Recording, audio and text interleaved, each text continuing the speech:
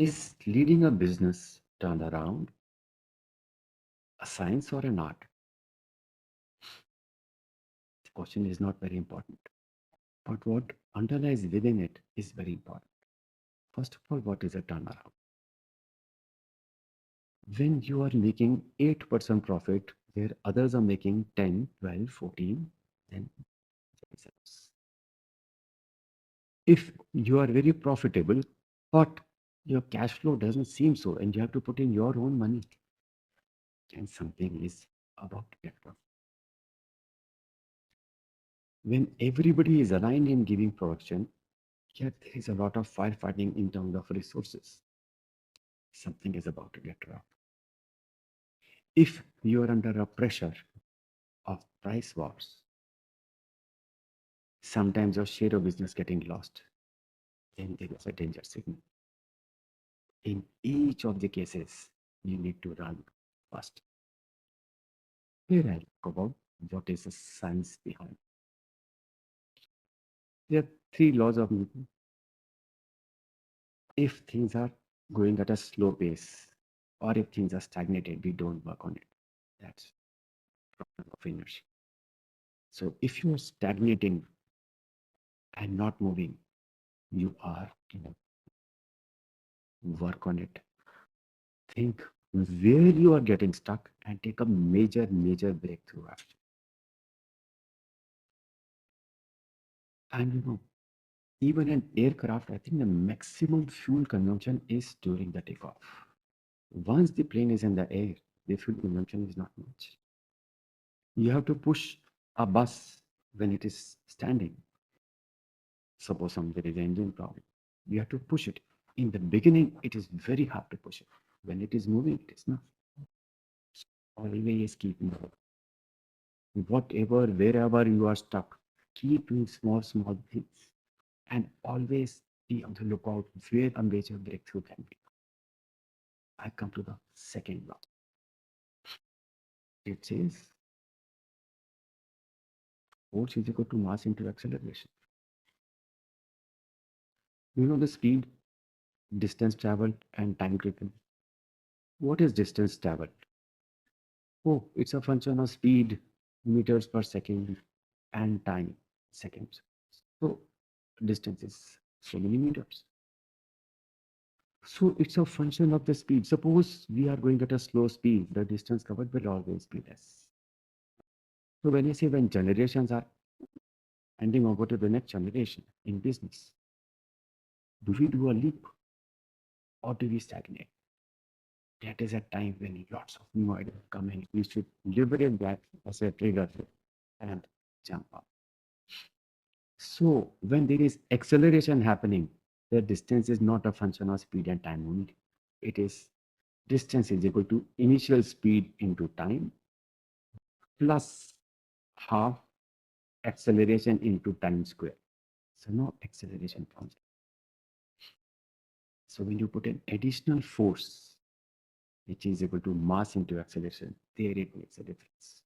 So whenever we say, okay, next 3 months we are going to do a turnaround.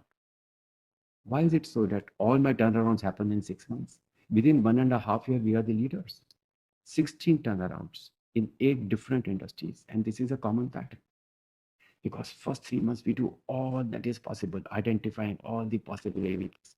And we would have identified areas of major breakthroughs. And we would have initiated those breakthroughs. And when we are working on those breakthroughs, where is outcome? That acceleration. Yes. What is the third law? Every action has an equal and opposite reaction. Now, when the competition is coming in, customer is giving a complaint. All those are triggers which can help us flip. But just imagine the same trigger can also help you to identify areas of acceleration. Somebody gave a story. Somebody slipped on a banana peel. There were 2 banana peels. The person slipped twice, then thrice. Then they were wanted 12 banana peels. He calls up his home, sorry, I'll get late. Because that is a past pattern. Peels means slip. But what if I say, oh yes, peel is there, Now, if I slip over it with a balance as if I am very good in skating, I will get across faster. Every trigger, my friend, every stone that can tip you down can also make you jump higher. So, whenever you are getting pulled back, just ensure that you leverage that moment, that particular trigger to identify some breakthrough and get ahead of the competition. So the science is all a function of how many initiatives we are taking at what speed. The art comes when you do it again and again and again and again. What took you several weeks or months, now it is all in you. I have done 16 turnarounds working on the 17 across more than 8 industries. And I don't work in competition. Suppose I'm working for a company, say Hero Motors, I would never ever work for their competition. And across 8 industries, I have done that. So what does it mean? There's so much of cross-pollination of ideas happening. When I worked in auto component industry, I went about the mobile manufacturing industry. In auto component industry, there's so much of fluctuations of the what business volumes. We keep reducing the manpower, increasing the productivity. In mobile, things were different. This is year 2016. The market was really accelerating. And the plant said that we need to have another plant, a capital investment. And think about it.